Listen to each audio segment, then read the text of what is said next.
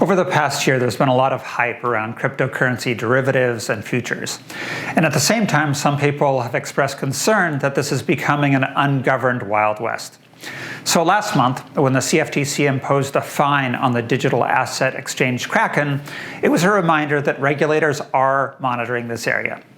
So today, as part of my fall blockchain update series, I'm going to talk about the Kraken enforcement action and what the rules of the road are for selling cryptocurrency derivatives and futures. If you're interested in this update, you might want to check out some of my other recent updates on blockchain law. Kraken's primary business is operating a digital asset exchange. That means that a customer of Kraken can go to Kraken and buy a digital asset, like Bitcoin. They also can go to Kraken and engage in a digital asset exchange. For example, they can engage in an exchange of Bitcoin for ETH. What got Kraken in trouble is that it was allowing some of its customers to engage in an exchange on margin. And so what that would mean, for example, is if you had 15 ETH on deposit and you wanted to buy 2 Bitcoins, and the cost of those Bitcoins was 15 ETH per Bitcoin, Kraken would let some of the customers engage in that transaction, even though they only had half of the ETH that they needed. And Kraken would itself supply that additional ETH. That may sound like a terrific service, and a lot of customers appreciated it, but the CFTC said it was illegal. The CFTC's position is that letting customers engage in margin transactions is unlawful under the Commodities Exchange Act, or CEA. And that's for 2 general reasons.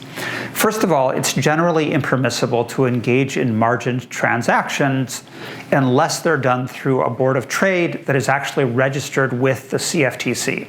And there are some exceptions to that, such as transactions with what are known as eligible contract participants, or certain types of transactions where delivery of the underlying cryptocurrency token is made within 28 days, but I don't want to get into the details of those exceptions here.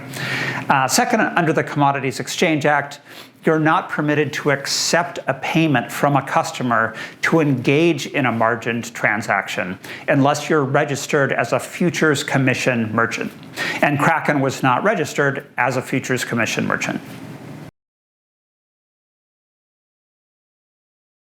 So what lessons can cryptocurrency companies draw from the enforcement action against Kraken?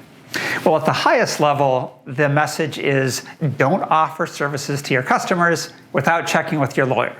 And this might sound obvious, but I have had time after time after time where a client comes to me, they rolled out a really cool sounding product, and then they ask me, hey, is there any chance this is illegal? Well, you don't want to be in that position where you've already offered a service and your lawyer tells you, yeah, technically that did violate the law.